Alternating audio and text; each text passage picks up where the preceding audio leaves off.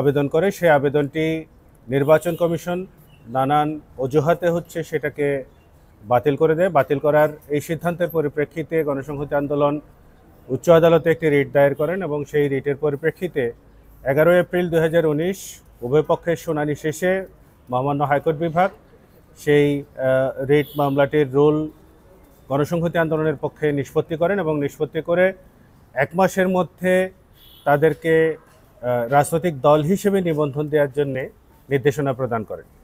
সেটি দীর্ঘ 4 মাস পার হয়ে যাওয়ার পরেও কোনো রকমের কোনো পদক্ষেপ গ্রহণ না করার কারণে আমরা আদালত অবমাননার একটি দরখাস্ত দাখিল করি এবং সেই আদালত অবমাননার দরখাস্ত দাখিল হওয়ার পরে গিয়ে তারা সংশ্লিষ্ট শাখাতে ডিসেম্বর মাসে 2019-এর ডিসেম্বরে 22 ডিসেম্বর একটি আপিল দায়ের করে এবং সেই আপিলের পরিপ্রেক্ষিতে পরবর্তীতে হাইকোর্টের রায়টি স্থগিত হয়ে যায়।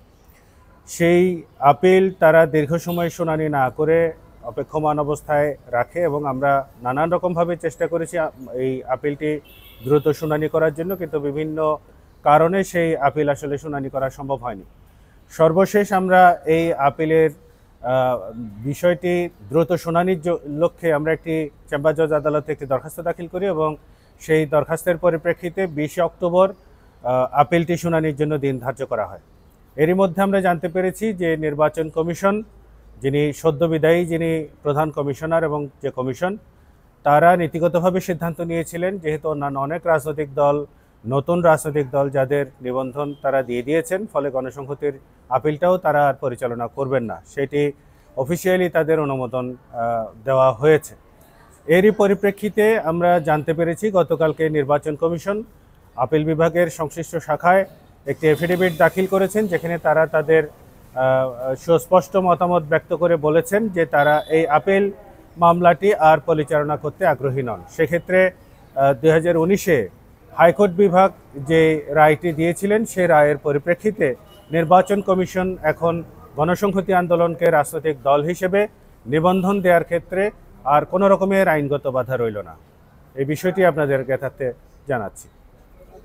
খুবই হতাশার ব্যাপার যে তাদের রাজনৈতিক দল হিসেবে নিবন্ধন পাওয়ার সমস্ত রকমের ক্রাইটেরিয়া তারা ফুলফিল করা সত্ত্বেও, যেখানে উচ্চ আদালত খুব পরিষ্কারভাবে বলেছে যে তাদের এই সিদ্ধান্তটা অসৎ উদ্দেশ্যমূলক ছিল, ম্যালাফাইড ইন্টেনশনে এটা করা হয়েছে, সেই জায়গাটাতেই তাদের আসলে অনেক আগেই এই নিবন্ধনটি হয়ে যাওয়া উচিত ছিল। এটা আদালত পর্যন্ত আসারও আসলে ব্যাপার ছিল না, কারণ গণসংহতি আন্দোলন দীর্ঘদিন ধরেই রাজনৈতিক মাঠে সক্রিয়।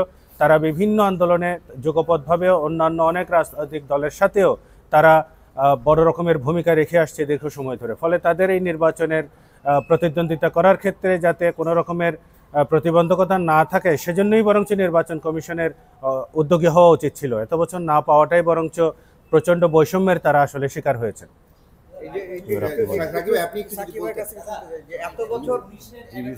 11 এপ্রিল 2019 এই রায়টি হয়েছিল।